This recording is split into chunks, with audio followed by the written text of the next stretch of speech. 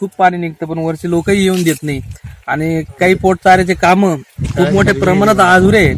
काही लोक त्याला अडचणी आणतात. तेही वैयक्तिक शासनाने ती जबाबदारी घ्यावा आणि त्या पोटचाऱ्याचं काम आमच्या उर्वरित निश्चितपणे ते मार्गी लावावं अशी मी या पाटबंधाऱ्याच्या साहेबांना सुद्धा आम्ही आमच्या सिद्धपूरची सर्व मंडळी गेलो होतो, पण ते आम्हाला उडवडीची उत्तरं देते आणि ज्या या वेड्या बाबडी ज्या उगात्या त्या वरच्या कट करतात आणि ते बिल ते बोगसपणे काढण्यात येतं. नुसत्या वरून खुडून टाकायच्या, खाली ते खोड काढायचं नाही, परत येड्या बाबड्या आल्या का परत JCB येतं. तेवढंच आम्ही पाहतो आणि आम्हाला पाणी तर येतच नाही करण्याची मागणी आम्ही करणार आणि आम्ही ती चौकशी सुद्धा आमच्या सिद्धपूरच्या सर्व गावच्या मंडळीच्या वतीनं आम्ही कलेक्टरला, तहसीलदारला आम्ही निवेदन देणारच आहे. आणि या पाण्याचं आता पाणी 15 ते 20 तारखेच्या आतमध्ये पाणी येणार आहे. ते निश्चितपणे जर आम्हाला टेल टू हेड जर पाणी आलं तर आम्हाला निश्चित फायदा होईल आणि आमचा पिण्याचा पाण्याचा प्रश्न मार्गी लागेल. आमच्या जनावरांची सुद्धा आज चाऱ्याची परिस्थिती खूप बिकट आहे. आम्ही तिकडं जामगाव आम्हाला तिकडे बॅग वाटर आहे, गंगाच्या कडेला आमचे लोक गवता आणते ना. आज जनावरांचं चाऱ्याचं आम्ही निवारण कस तरी करतोय, पण अजून 1 ते 2 महिने आम्ही कस तरी हे असे काढणार आहे. आता कापसाला ही परिस्थिती पाहा तुम्ही, कापसाला 1-1 बोंडे असं आहे. आम्ही जगायचं कसं, खायचं काय, आमच्या मुलांचे शिक्षणाचं काय, अशी इतकी बिकट परिस्थिती आमच्या तालुक्यावर गावावर आली आहे. म्हणून ते शासनाने कुठेतरी याच्यामध्ये लक्ष घालून ते लवकरात लवकर मार्गी लावा अशी मी सिद्धपूर गावी येथे पत्रकार साहेब आलेत आणि दुष्काळ पाणीच्या निमित्ताने मला बोलायची संधी दिली. त्या निमित्ताने पहिल्यांदा 1972 साली जो दुष्काळ पडला होता त्याच्यापेक्षाही हा दुष्काळ भयंकर आहे. त्या टायमाला पाण्याची सोय होती, अन्नधान्य कमी होतं, पण आज पाण्याची सोय कमी, अन्नधान्य उपलब्ध आहे. तरी पण आज आमच्या गावाची परिस्थिती तशी गंगापूर तालुक्याचा परिस्थिती पाण्याची बिकटच आहे. पण आमच्या धरण उशाला कोरड घाशाला अशी गंमत झालेली आहे. नमस्कार, मी सतीश सय्यद आणि आपण पाहताय एवन एक्सप्रेस मीडिया प्रेझेंट्स तेज वार्ता न्यूज आणि एंटरटेनमेंट. तर आज आपण शाहीन पठाण यांच्यासोबत विशेष चर्चा करणार आहोत. तर आज जर आपण भारताचा विचार केला, संपूर्ण भारताभरचा किंवा आपल्या महाराष्ट्राचा जर विचार केला तर महिलांना हवे तितके महत्त्व दिले जात नाही. आपला देश पुरुष प्रधान देश आहे आणि निश्चितच आपण सगळीकडे पाहतो की मुलाला कर्तृत्ववान मानले जाते. पण निश्चितच या 2016च्या ऑलिम्पिक नंतर जर विचार केला तर निश्चितच मुलींनी स्वतःला सिद्ध करायचं स्टार्ट केलेलं आहे. जर ती PV सिंधू असेल किंवा साक्षी मलिक असेल, त्यांनी भारतातून पुढे जाऊन काहीतरी करून दाखवलेले आहेत. अशाच शाहीन पठाण यांचं पोलीसमध्ये ते आता भरती झालेले आहेत नुकताच आणि त्यांचं सर्वत्र सत्कार होत आहे, त्यांचं सर्वत्र स्वागत होत आहे. तर यांच्यासोबत आज आपण विशेष चर्चा करत आहोत. तर आपल्याला असं प्रथम कधी वाटलं किंवा शाळेत असतानाच आपल्याला वाटत होतं की आपण पोलीसमध्ये जावं? लहान असताना मोरम मध्ये गेले होते तेव्हा मी ज्योतिप्रिया सिंग नावाची इथं होती अधिकारी. मग तेव्हा तिला पाहिलं होतं तर तेव्हा मनात असं वाटलं की नाही यार आपण पण करायचं तर असंच काहीतरी करायला हवं, नाहीतर मग काहीच नाही. मग तेव्हाच ठरवलं की आपण पण हिच्यासारखंच व्हायचं बस. आणि निश्चितच म्हणजे की कोणाला तर बघून जेव्हा आपण इन्स्पायर होतो तेव्हा एक प्रेरणा घेऊन आपण चालतो. तर आपल्या आयुष्यात आपल्याला सगळ्यात जास्त इन्स्पायर करणारा व्यक्ती कोण? मला माझ्या आयुष्यात सगळं असं इन्स्पायर केलं म्हणजे माझी आजी.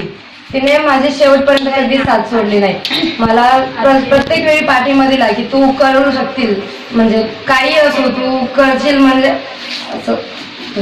म्हणजे निश्चितच nothing is impossible, your hard work makes your dreams true. म्हणजे की काही माझ्या आजीने केलंय मी काही जरी असेल तरी आजीने माझं म्हणजे पाठिंबा द्यायचं सोडलं नाही. तिने नेहमी पाठिंबा दिला. ती बोलली नाही तू करू शकशील. मी स्वतः माझं मोरल डाऊन झालं होतं, पण आजीने असं बोललं नाही की नाही तू, नेहमी तिने असं म्हणजे पॉझिटिव्ह थिंकिंग ठेवली की हा तू करू शकतेस, तू करशील आणि तू करून दाखवशील, बस एवढंच. आणि निश्चितच, आणि जेव्हा हे करत असताना किंवा आपली पोलीस भरतीची प्रॅक्टिस जी असते ती चालू असताना घरच्यांचं म्हणजे आई वडिलांचं सहकार्य लाभत होतं का? हो, आई वडिलांचं पूर्णपणे सहकार्य होता. त्यांनी कधीच असं दाखवलं नाही की म्हणजे तू हे करू नको काही. म्हणजे त्यांना खूप जण असं लोक बोलले सुद्धा की आपण मुस्लिम आहे, आपल्या समाजात मुलींना म्हणजे शिकवत नाही आणि तुम्ही शिकवता तर ते ठीक आहे, पण तुम्ही पोलीस खात्यामध्ये पाठवत आहात, आपलं चालत नाही, तिचं लग्न लावून द्या, असं म्हणजे खूप जण बोलले. पण आई वडिलांनी त्यांचं काही ऐकलं नाही आणि म्हणजे त्यांना माझे स्वप्न त्यांनी पूर्ण करू दिले माझे.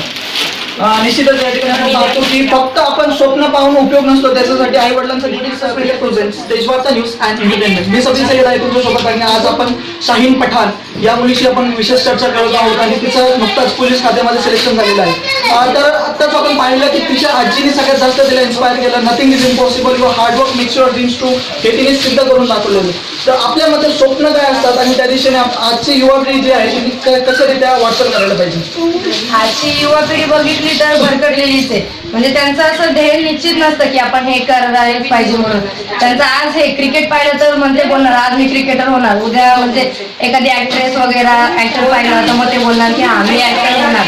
त्यांनी आपलं ध्येय निश्चित करायला पाहिजे आणि म्हणजे फिक्स करायला पाहिजे आपण हेच करायला हवं आणि आपण याच्यासाठी परफेक्ट आहोत. आपले स्वप्न जे असतात ते त्यांनी जगायला पाहिजे. स्वप्न काय स्वप्न आपलं ते पूर्ण करायला पाहिजे, न की म्हणजे दुसऱ्यांच्या सांगण्याप्रमाणे तू हे कर तू ते कर असं न करता जे आपल्या मनात आहे ते त्यांनी निश्चित करून ते करायला पाहिजे. मला एवढं सांगू इच्छिते. आणि निश्चितच आपण पाहतोय की पोलीसमध्ये भरती होणं किंवा कोणत्याही खात्यात किंवा कोणतेही गव्हर्नमेंट जॉब मिळवणं खूप आता सध्या अवघड झालेलं आहे. तर कशा प्रकारचा हा प्रवास होता आणि कशा रीती आपलं सिलेक्शन करण्यात आलं आणि काय आपल्याला म्हणजे परीक्षा त्याच्यात पार करावी लागली?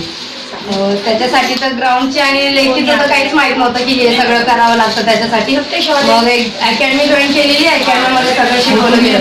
लेखी असं असतं, मग त्याच्यामध्ये general knowledge, maths, science, history, geography सगळं.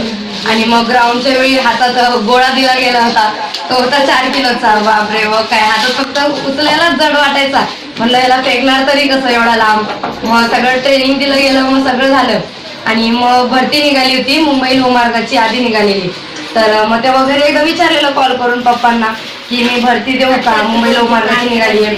पप्पा बोलले की नको, तू फक्त मुंबई सिटीचं कर, लोहमार्गाचं करू नको. मी बोलले दोन्हीकडे ट्राय करून बघते, मग झाला जिथे ते. पप्पा बोलले की म्हणजे असं बोलले होते की दोन्ही डगरवर पाय नको देऊ, म्हणजे करायचं जर एकच कर, दोन्हीकडे नको करू, नाही तर हेही नाही तेही नाही. मग नाही बोलले तरी एक्सपिरियन्ससाठी मला करायचं होतं. मग मी पप्पांना न सांगता फॉर्म भरून दिला मुंबई लोहमार्गाचा अकॅडमीमध्ये असताना.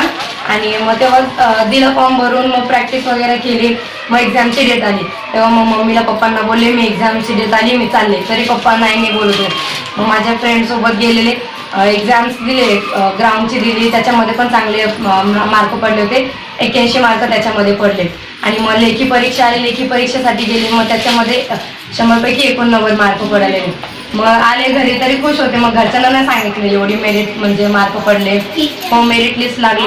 मग मेरिट लिस्टमध्ये 170 मार्क होते मला आणि गर्ल्समध्ये 3rd आलेले होते मी.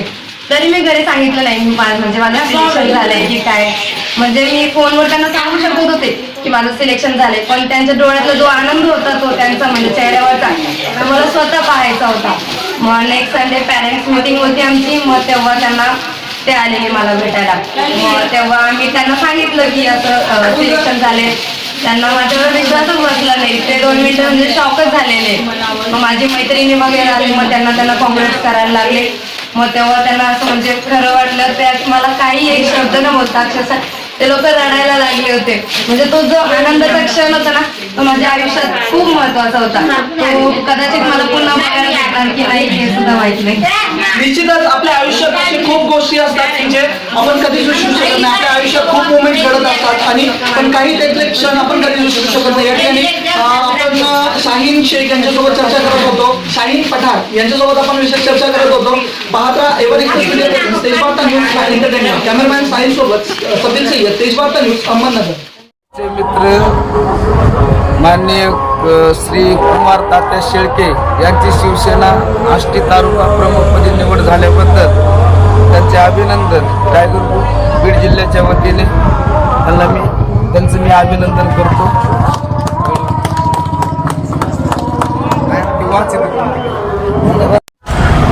मानोरा गावचे कुमार तात्या शेळके यांचा सत्कार या ठिकाणी झाला. टायगर ग्रुप बीड जिल्हा यांच्या वतीनं या ठिकाणी करण्यात आला. कुमार तात्या शेळके यांची नुकतीच शिवसेना तालुकाध्यक्ष यापदी निवड झाल्याबद्दल मी त्यांचे हार्दिक असं अभिनंदन करतो. धन्यवाद.